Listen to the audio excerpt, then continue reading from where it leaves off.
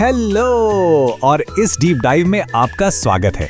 आज हम सीधे एक मॉडर्न पैसेंजर गाड़ी के सबसे जरूरी सिस्टम्स का एक मैकेनिकल टेयर डाउन करने वाले हैं। रोज हम इन गाड़ियों को चलाते हैं, राइट? पर इनके अंदर की इंजीनियरिंग किसी जादू से कम नहीं है। आज हम इसी मोशन की एनाटॉमी को समझेंगे कि कैसे फ्यूल फ्लो करता है और कैसे एक हल्का सा स्टीयरिंग मूवमेंट सीधा पहियों तक पहुंचता है। तो चलिए पूरी एनर्जी के साथ मैकेनिक्स के इस शानदार सफर की शुरुआत करते हैं। चलिए एक नजर डालते हैं कि आज हम क्या क्या कवर करेंगे। पहला है फ्यूल का स्टोरेज और उसका फ्लो। दूसरा, फ्यूल का फिल्ट्रेशन और इंजेक्शन पाथ। तीसरा, स्टीयरिंग इंटरफेस। और चौथा, टर्न्स को पहियों तक ट्रांसलेट करना। तो शुरू करते हैं हमारे पहले हिस्से से, फ्यूल स्टोरेज और फ्लो, यानी गाड़ी की लाइफ ब्लड। किसी भी फ्यूल टैंक के स्ट्रक्चर में दो सबसे क्रूशियल पार्ट्स होते हैं, फ्यूल मॉड्यूल असेंबली और फ्यूल लेवल सेंसर। ये दोनों कंपोनेंट सीधे टैंक के टॉप से अंदर ड्रॉप होते हैं और इन्हें एक टाइट नट और गैस्केट के साथ सील कर दिया जाता है। बेसिकली यही वो स्टार्टिंग पॉइंट है जहां से इंजन को अपनी जरूरत का पावर मिलना शुरू होता है। अब जरा प्रैक्टिकली सोचिए, इतना भारी फ्यूल से भरा टैंक गाड़ी के चैसी के नीचे इतनी सेफली कैसे टिका रहता है? इसके लिए हैवी ड्यूटी फ्रंट और रियर स्ट्रैप असेंबलीज का इस्तेमाल किया जाता है। इन स्ट्रैप्स को अपनी जगह पर लॉक करने के लिए स्पेशलाइज्ड माउंटिंग हार्डवेयर जैसे बोल्ट्स और प्लेन वॉशर्स लगते हैं। ये छोटी छोटी डिटेल्स बताती हैं कि इंजीनियर्स सेफ्टी और वाइब्रेशन कंट्रोल को कितना सीरियसली लेते हैं। अब आते हैं हमारे दूसरे हिस्से पर, फिल्ट्रेशन और इंजेक्शन पाथ, पावर को प्यूरिफाई करना। डीजल के इस फिजिकल सफर को थोड़ा और करीब से देखते हैं। ये गाड़ी के पिछले हिस्से से आगे तक का डायरेक्ट फ्लो है। सबसे पहले फ्यूल मेन लाइन से निकलता है, वहां से सीधा फ्यूल फिल्टर असेंबली में जाता है सफाई के लिए, और जब सारे इंप्योरिटीज निकल जाते हैं तब ये फाइनली फ्यूल इंजेक्शन पंप तक पहुंचता है, एकदम स्ट्रेट फॉरवर्ड। ये राउटिंग प्रोसेस सच में बहुत शानदार है।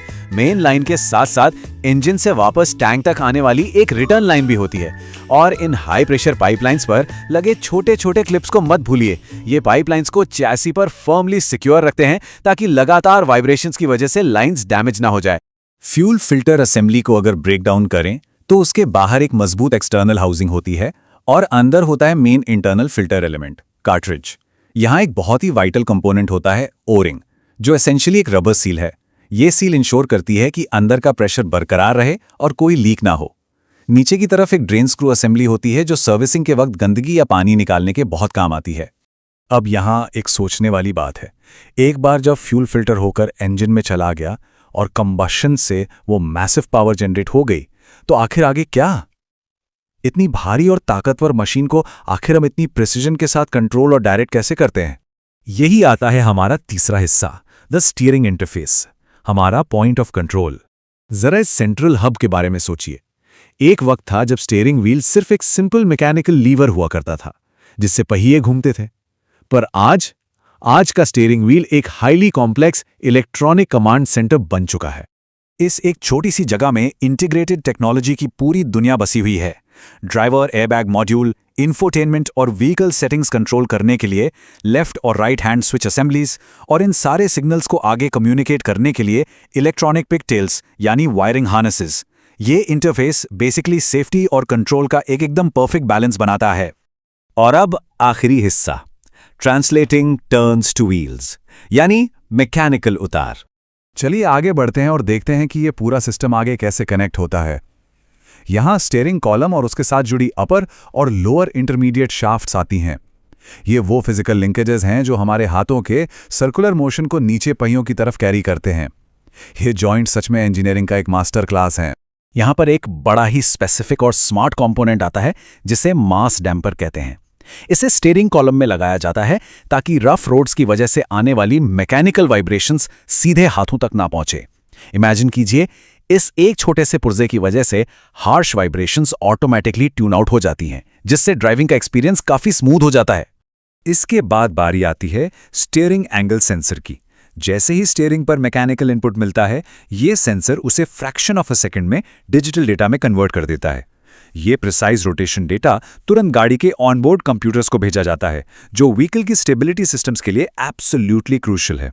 यहाँ पर मैकेनिक्स डायरेक्टली डिजिटल टेक्नोलॉजी से बात कर रही हैं। अब आते हैं इस मैकेनिकल फ्लो की आखिरी मंजिल पर, इलेक्ट्रिक स्टीयरिंग गियर असेंबली, यहाँ में स्टीयरिंग गियर होता है, धूल मिट्टी से बचाने वाले बेलोज होते हैं और इनर और आउटर बॉल जॉइंट्स होते हैं।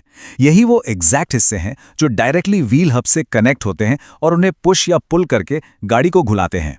अब जो बात सबसे दिलचस्प है वो ये कि मॉडर्न गाड़ियों में इस फोर्स को असिस्ट करने के लिए एक मोटर इंटीग्रेटेड ECU यानी इलेक्ट्रॉनिक कंट्रोल यूनिट लगा होता है।